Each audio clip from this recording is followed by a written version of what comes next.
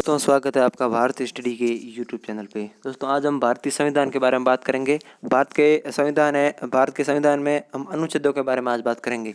अनुच्छेद 1 से लेके 395 तक आपको पढ़ाया जाएगा, तो बने रहिए हमारे साथ और करते रहिए वीडियो वॉच।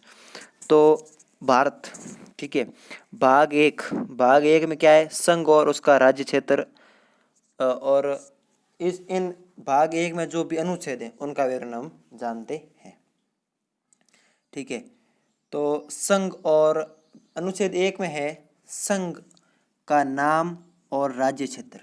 अनुच्छेद 1 में है कि संघ अर्थात भारत का नाम और राज्य क्षेत्र, ठीक है। भारत का क्षेत्र कितनी तक है और किस किस से सीमा लगती है भारत की, तो भारत की सीमा का निर्धारण अनुच्छेद 1 में जो भाग 1 में उपस्थित है।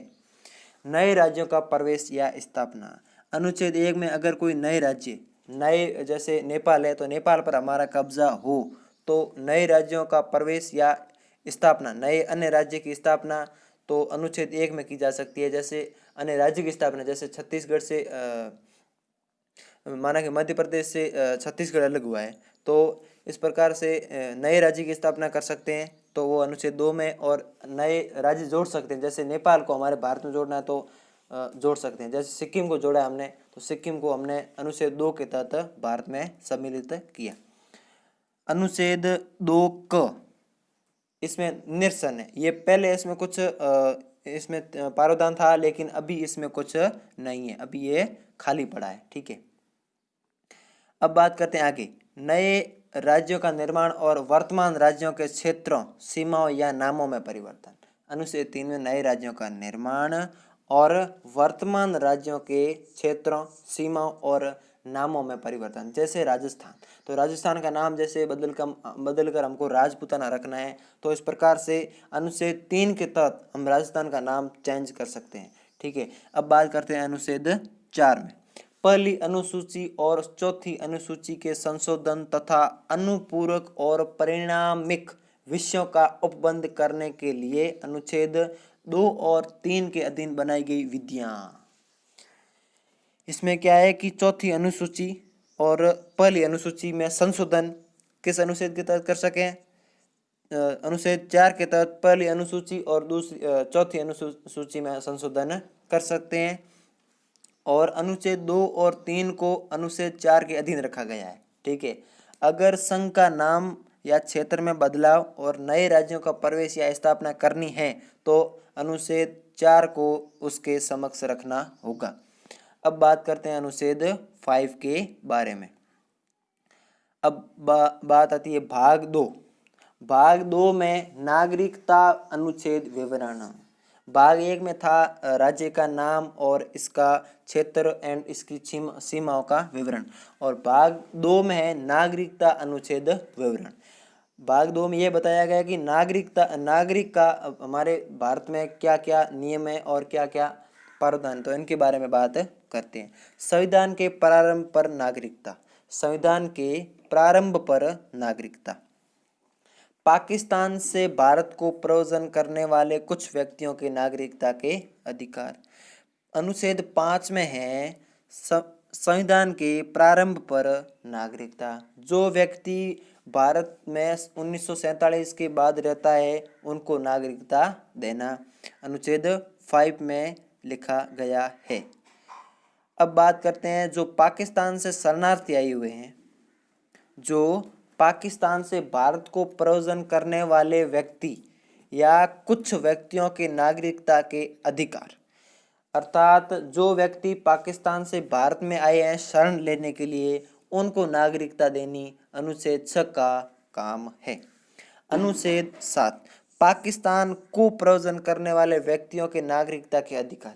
अगर भारत से व्यक्ति कोई पाकिस्तान में जाता है या भारत से व्यक्ति कोई चाइना में जाता है या भारत से व्यक्ति कोई बांग्लादेश में जाता है, तो इस प्रकार के व्यक्तियों की नागरिकता हमारे भारत से मुक्त की जाएगी और उनको नागरिकता अगला वाला राष्ट्र देगा और हम यहाँ से उनकी नागरिकता को रद्द कर देंगे। अनुच्छेद 8 में क्या? अब अनुच्छेद 8 अनुच्छेद 8 में भारत के बाहर रहने वाले भारतीय उपद्रव के कुछ व्यक्तियों के नागरिकता के अधिकार, अर्थात भारत जो हमारा भारत है इससे विदेश में रहने वाले भारतीयों को वहाँ नागरिकता लेनी है या नहीं लेनी है, और वो भारतीयों को अगला राष्ट्र अगर नागरिकता नहीं दे रहा है तो ये भारत सरकार का कर्तव्य है कि वह उस राष्ट्र को उस व्यक्तियों के बारे में बताए और उनको नागरिकता दिलवाए। अब बात करते हैं अनुच्छेद 9 में। अनुच्छेद 9 में विदेशी राज्य की नागरिकता।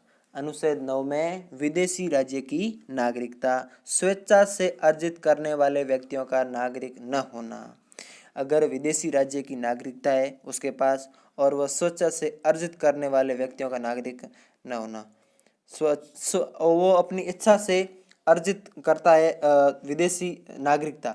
वह अगर जैसे मैं हूँ तो मैं जैसे चाइना की नागरिकता लेना चाहता हूँ तो वो तो उस आदमी को हमारी भारत की नागरिकता रद्द करनी होगी, फिर अगले राष्ट्र की नागरिकता लेनी होगी। अनुच्छेद 10। अनुच्छेद 9 हो गया, अब अनुच्छेद 10 के बारे में बात करते हैं। नागरिकता के अधिकारों का बना रहना। नागरिकता का जो अधिकार है, जैसे भारत का नागरिक है तो भारत का नागरिक स्वतंत्र है और भारत के नागरिकों में समानता है, कोई भेदभाव नहीं है, तो इस प्रकार के अधिकार, नागरिकता के अधिकारों का बना रहना, इस प्रकार के अधिकारों पर जो महत्वपूर्ण अधिकार है, इन अधिकारों का अधिकार अनुच्छेद 10 कहलाता है। ठीक है, अब बात करते हैं अनुच्छेद 11 में। अनुच्छेद 11 में संसद और नागरिकता के अधिकार का विधि द्वारा विनियमन किया जाना चाहिए। अनुच्छेद 11 में संसद द्वारा नागरिकता के अधिकारों का विधि द्वारा विनियमन, अगर संसद चाहे तो नागरिकता में फेरबदल कर सकती है और नागरिकता के अधिकारों में बदलाव कर सकती है। संसद के दोनों सदनों के पूर्ण बहुमत से ही यह हो सकता है कि संसद चाहे तो इस व्यक्ति को नागरिकता का अधिकार दे सकती है और इस व्यक्ति को नागरिकता का अधिकार नहीं दे सकती है, कुछ को दे सकती है, कुछ को नहीं दे सकती है। तो ये संसद का दायित्व एवं कर्तव्य भी है कि सबको समान रूप से अधिकार देवें। अब बात करते हैं भाग 3 और अनुच्छेद 12 के बारे में। अनुच्छेद 12 में है कि भाग 3 में है कि मूल अधिकार साधारण अनुच्छेद विवरण। भाग 3 में है कि जो नागरिक हैं भारत के, उनके मूल अधिकार और साधारण अनुच्छेद विवरण, इनके ये साधारण अनुच्छेद विवरण है।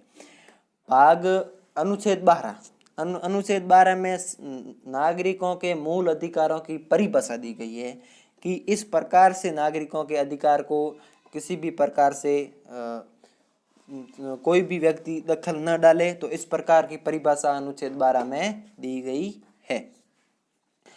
अनुच्छेद 13 मूल अधिकारों से असंगत या उनका अल्पीकरण करने वाली विधियां। मूल अधिकारों से असंगत या उनका अल्पीकरण करने वाली विधियां अनुच्छेद 13 में स्थित है। और अनुच्छेद 13 में समता का अधिकार और अनुच्छेदों का विवरण भी है। मूल अधिकारों के अनुच्छेदों का विवरण अनुच्छेद 13 में है और इसमें समता का अधिकार भी शामिल है। अब बात करते हैं अनुच्छेद 14 के बारे में। अनुच्छेद 14 के बारे में विधि के समक्ष समानता। विधि जैसे भारत के जैसे विधि है, जैसे सरकार है तो सरकार जैसे कानून है, विधि या कानून, तो कानून के समक्ष समानता अनुच्छेद 14 में दी गई है। कानून किसी व्यक्ति के बारे में भेदभाव नहीं करेगा, किसी धर्म के साथ भेदभाव नहीं करेगा, सभी धर्मों के साथ समान व्यवहार करेगा। तो ये कानून का दायित्व एवं कर्तव्य एवं अधिकार है कि वह किसी भी धर्म के साथ भेदभाव न करे और किसी भी धर्म के साथ अन्याय न करे। अब बात करते हैं अनुच्छेद 15 के बारे में। अनुच्छेद 15 धर्म, मूल वंश, जाति, लिंग या जन्म स्थान आधार के नाम पर किसी के साथ भेदभाव नहीं होना चाहिए। धर्म या जाति के आधार पर सबको समान रखना चाहिए। तो इस प्रकार का जो धर्म, मूल वंश, जाति, लिंग या जन्म स्थान के नाम पर विभेद का प्रतिषेध, अर्थात मूल धर्म के आधार पर किसी के साथ भेदभाव न हो, वंश के आधार पर किसी के साथ भेदभाव न हो, जाति के आधार पर किसी के साथ भेदभाव न हो, लिंग के आधार पर किसी के साथ भेदभाव न हो, और स्थान, जन्म स्थान के मैं राजस्थान का हूँ, तुम छत्तीसगढ़ के हो, तो इस प्रकार से किसी के साथ भेदभाव नहीं हो।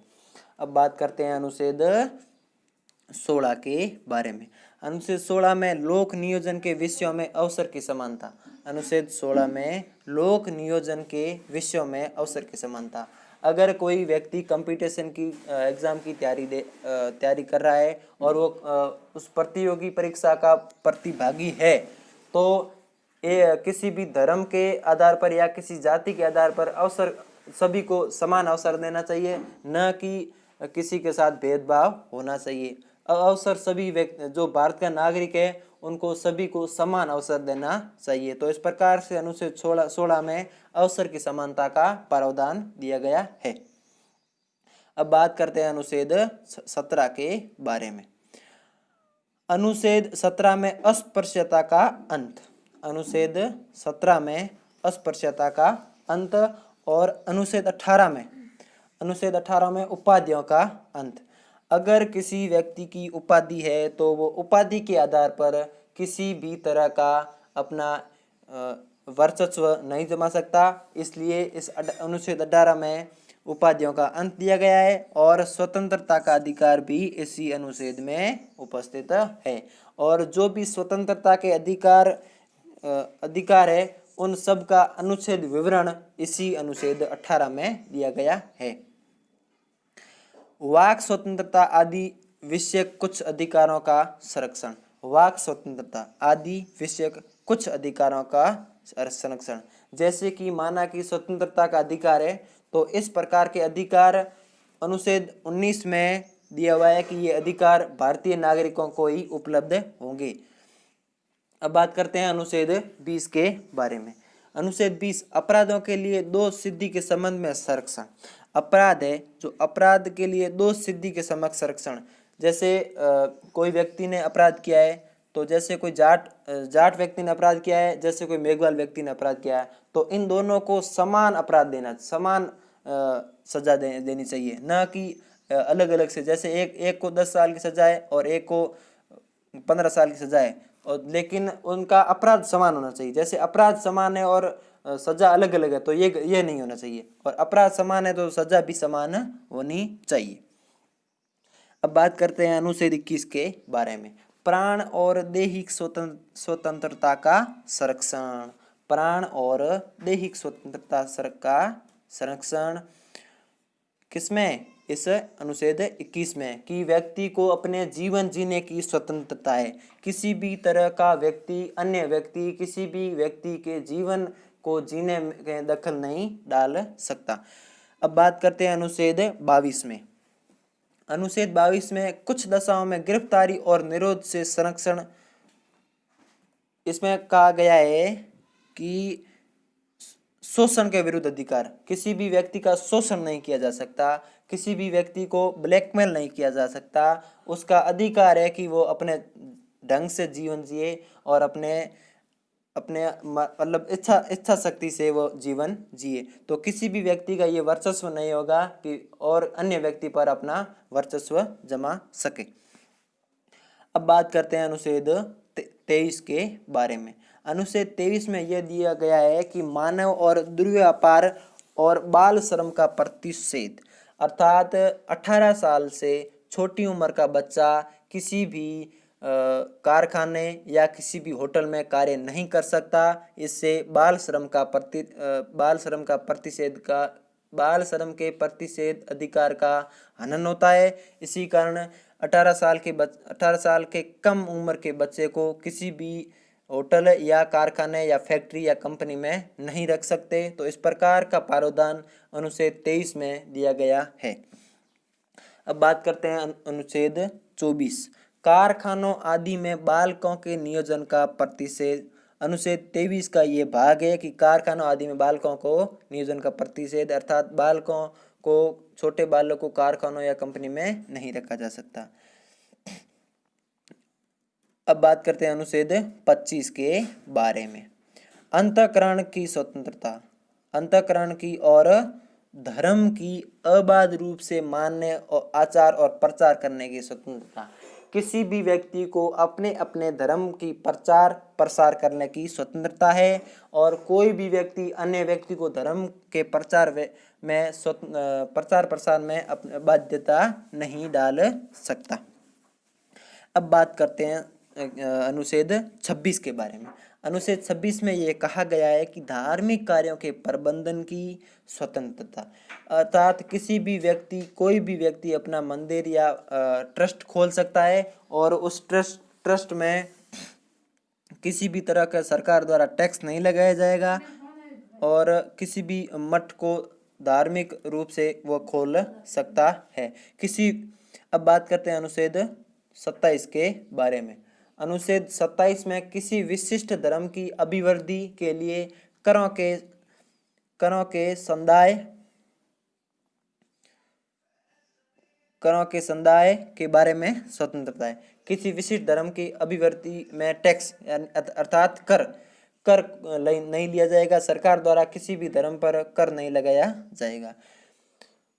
अब बात करते हैं अनुच्छेद 28। कुल शिक्षा संस्थाओं में धार्मिक शिक्षा या धार्मिक उपासना में उपस्थित होने के बारे में स्वतंत्रता। कोई भी व्यक्ति किसी भी धर्म की शिक्षा ले सकता है। उस व्यक्ति को ये बाध्य नहीं किया जा सकता कि आप हिंदू धर्म से शिक्षा लो या आप इस्लाम धर्म से शिक्षा लो या आप जैन धर्म से शिक्षा लो, वो चाहे किसी धर्म से शिक्षा ले सकता है। अब बात करते हैं अल्पसंख्यक। अनुच्छेद 29 में अल्पसंख्यक वर्गों के हितों का संरक्षण। अल्पसंख्यक वर्गों के हितों का संरक्षण अनुच्छेद 29 में दिया गया है और अनुच्छेद 30 में अल्पसंख्यक अर्थात जो पिछड़ी हुई जातियां हैं उनके बारे में संरक्षण दिया गया है। और इस प्रकार से आगे बात करते हैं अनुच्छेद। तो अभी हम बात करते हैं अनुच्छेद 30 के बारे में। शिक्षा संस्थाओं की स्थापना और प्रशासन करने का अल्पसंख्यक वर्गों का अधिकार है, अर्थात किसी भी शिक्षा संस्थान अल्पसंख्यक खोल सकते हैं, किसी भी संस्था को खोल सकते हैं और प्रशासन करने की शक्ति भी अल्पसंख्यकों को दी गई है। अनुच्छेद किसमें? 30 में। अब अनुच्छेद 31 में पहले एक कुछ अनुच्छेद था उसके वो अभी नहीं है इसमें, मतलब ये खाली है और कुछ विधियों की व्यावृत्ति है इसमें, ठीक है, अनुच्छेद 31 में।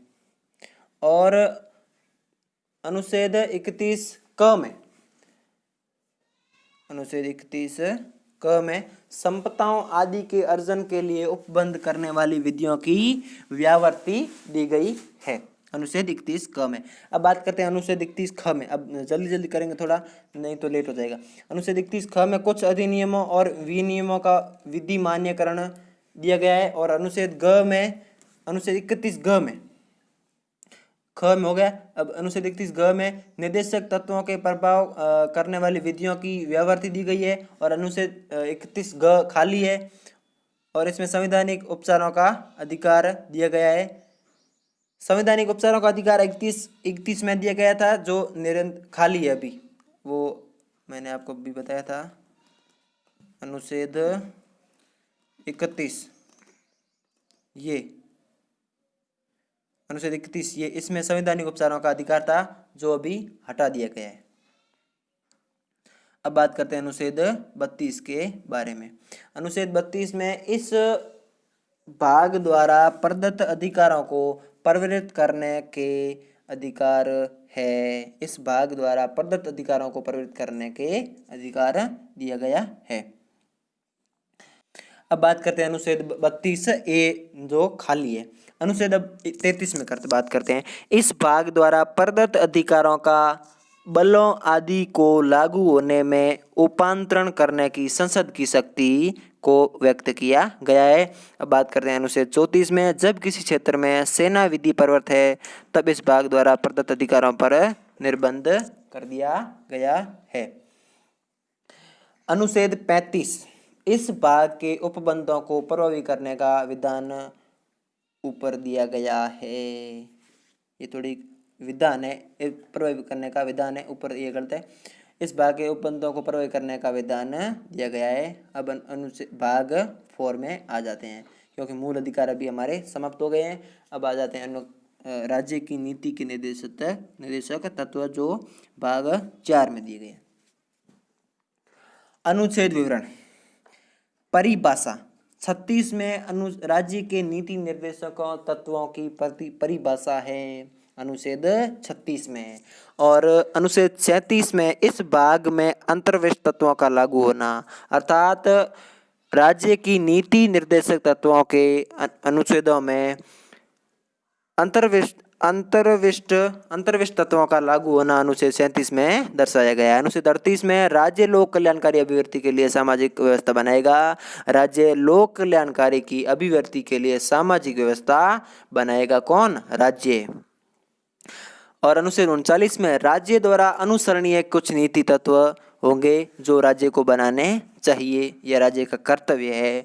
अनुच्छेद 39 क में समान न्याय और निःशुल्क विधिक सहायता राज्य द्वारा प्रदान की जानी चाहिए। और अनुच्छेद 40 में ग्राम पंचायतों का गठन किया जाना चाहिए। अनुच्छेद 41 में कुछ दशाओं में काम, शिक्षा और लोक सहायता पाने का अधिकार देना चाहिए राज्य को, ये राज्य का कर्तव्य है। नीति निर्देशक तत्व में किसी भी तरह का अधिकार नहीं है, ठीक है, ये कर्तव्य है कि राज्य को देना चाहिए। काम की न्याय संगत और मानवोचित दशाओं का तथा प्रसूति सहायता का उपबंध है। और अनुच्छेद 43 में कर्मकारों के लिए निर्वाह मजदूरी आदि अनुच्छेद 43 में इसका प्रावधान है। अनुच्छेद 43 क में उद्योगों के प्रबंध में कर्मकारों का भाग लेना अनुच्छेद 43 क में है। अनुच्छेद 44 में नागरिकों के लिए एक समान सिविल संहिता बननी चाहिए। राज्य का ये कर्तव्य है कि नागरिकों के लिए एक समान सिविल संहिता बनाई जाए। अनुच्छेद 45 में है बालकों के लिए निःशुल्क और अनिवार्य शिक्षा का उपबंध। ये बहुत महत्वपूर्ण अनुच्छेद है कि अनुच्छेद 45 में बालकों को अनिवार्य रूप से शिक्षा दिलवानी चाहिए। माता पिता का कर्तव्य है कि बालकों के लिए निःशुल्क और अनिवार्य शिक्षा का उपबंध होना चाहिए। अब बात करते हैं अनुच्छेद 46 में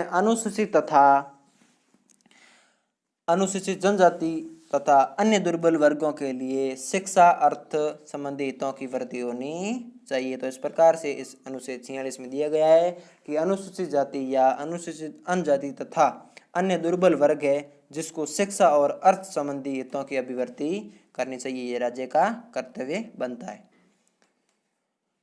पोषाहार स्तर और जीवन उच्च को ऊंचा करने तथा लोक स्वास्थ्य को सुधार करने का राज्य का कर्तव्य है। राज्य का यह भी कर्तव्य है कि पोषाहार जीवन स्तर को ऊंचा करने का, अर्थात लोगों का जीवन स्तर और उनको पोषाहार देने का कार्य राज्य का कर्तव्य है। कृषि और पशुपालन का संगठन अनुच्छेद 48 में दिया गया है। अनुच्छेद 48 में कहा गया है कि कृषि और पशुपालन के कार्यों को राज्य द्वारा महत्व दिया जाए और इन कार्यों को लोगों के द्वारा किए जाने पर राज्य उसकी सहायता करे। अनुच्छेद 48 क में है कि पर्यावरण का संरक्षण और संवर्धन और वन तथा वन्य जीवों की रक्षा करना राज्य का कर्तव्य है। और राज्य का यह कर्तव्य भी है कि पर्यावरण का राज्य रक्षा करे और वन तथा वन्य जीवों की रक्षा राज्य खुद अपने कर्तव्य द्वारा किया जाए। राष्ट्रीय महत्व अनुच्छेद 49 में है कि राष्ट्रीय महत्व के स्मारकों, स्थानों और वस्तुओं का संरक्षण किया जाए। और अनुच्छेद 50 में है 50 है न्यायपालिका और पृथक्करण का